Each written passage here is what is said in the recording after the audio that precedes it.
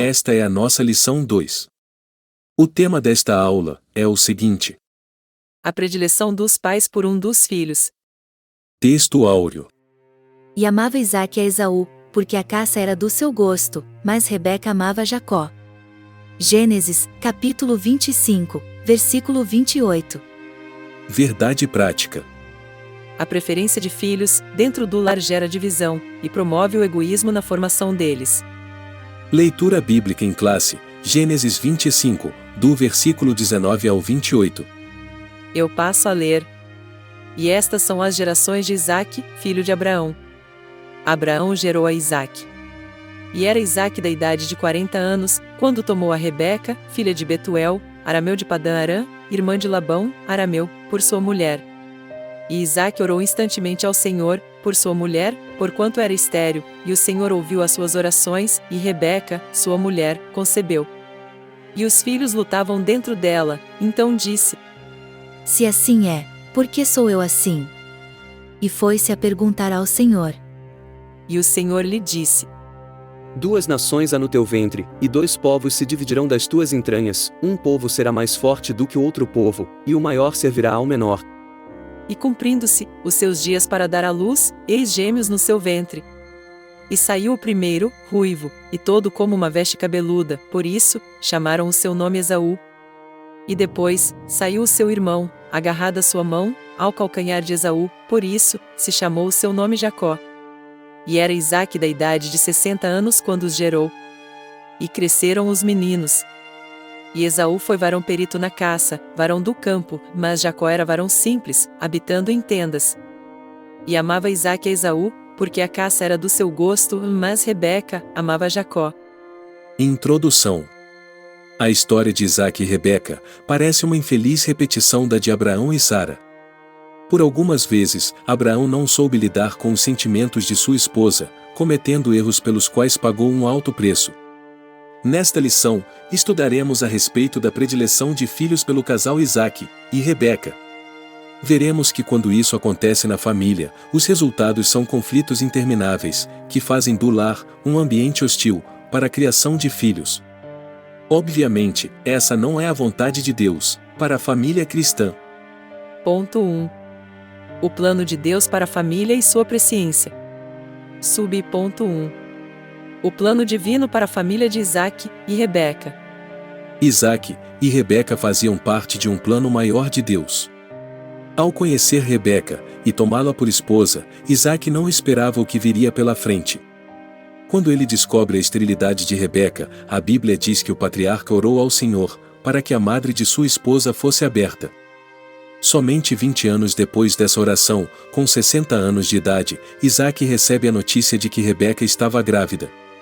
Portanto, nada pode impedir o plano de Deus, pois quando ele opera, seus desígnios se cumprem no tempo certo. Assim, no tempo perfeito de Deus, Rebeca gerou 2 meninos. Ponto 2. O propósito presciente de Deus. Deus sabia antecipadamente do futuro de Esaú e de Jacó. Ele sabia de antemão o que haveria de acontecer com os filhos gêmeos de Isaque e Rebeca. Isso independia das circunstâncias que envolvessem essa história.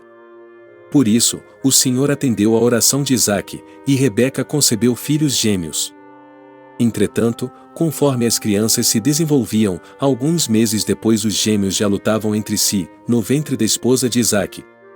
No caso dos gêmeos, Esaú e Jacó, Deus sabia que, criados como agentes livres, eles seriam rivais. Aqui, estamos abordando a presciência de Deus, um atributo divino, que indica o pré-conhecimento de todas as coisas. Devemos ressaltar que esse atributo não é causativo, isto é, ele não implica determinismo na vida do ser humano. Contudo, o Senhor tem um propósito para a vida de cada pessoa, muitas vezes não o compreendemos, mas sabemos que a vontade dele é perfeita. Está escrito em Romanos, capítulo 12, versículo 2, o seguinte: E não vivam conforme os padrões deste mundo, mas deixem que Deus os transforme, pela renovação da mente, para que possam experimentar qual é a boa, agradável e perfeita vontade de Deus. Ponto 2. O conflito familiar. Ponto 1. A esterilidade de Rebeca. Na antiguidade, uma mulher estéril era vista como uma pessoa amaldiçoada. Por serem impedidas de procriar, mulheres inférteis eram consideradas inferiores, a ponto de, num casamento, os maridos terem o direito de repudiá-las. No caso de Isaque, ao perceber que Rebeca não podia dar-lhe filhos, orou ao Senhor para que a esterilidade de Rebeca fosse desfeita, e ela pudesse gerar. Como vimos, Deus ouviu o clamor de Isaque. Sub-ponto 2. O conflito, e os filhos lutavam no ventre dela. Naquele tempo, do ponto de vista social, a geração de filhos herdeiros era importante para as famílias. Por isso, Abraão e Sara precipitaram-se, na promessa de Deus com uma substituta, a serva Agar, para gerar o filho desejado, e pagaram um preço alto. Diferentemente de seu pai, Isaque buscou a ajuda do alto, para superar o problema da esterilidade de Rebeca. Entretanto, uma vez grávida, para a felicidade do casal, Rebeca começou a afligir-se, por causa de um movimento excessivo, dentro do seu ventre. A esposa de Isaque orou ao Senhor a respeito da questão, e ouviu de Deus que havia 2 povos no seu ventre, e que o menor dominaria sobre o maior. Sub-ponto 3. O favoritismo do casal pelos filhos. Em termos de personalidade e de temperamento, Esaú e Jacó cresceram como pessoas diferentes. Em Gênesis 25, do versículo 25 ao 28, Deus revela a Rebeca as diferenças entre os gêmeos. O menor, ou seja, Jacó, teria uma descendência forte, e o maior, o mais velho, e por isso, primogênito, Esaú, serviria ao menor. No capítulo 27, já idoso e cego, Isaque achava que logo morreria. Por isso, preocupava-se em abençoar a Esaú com a bênção patriarcal do direito da primogenitura.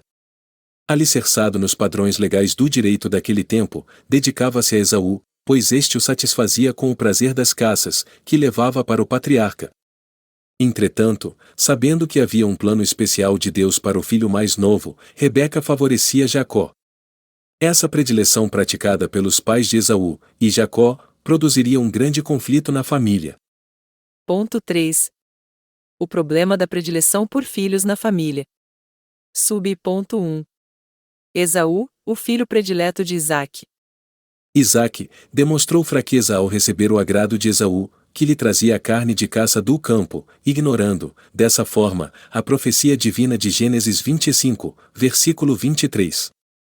Por força dos padrões sociais da época, o primogênito tinha a primazia, no futuro da família.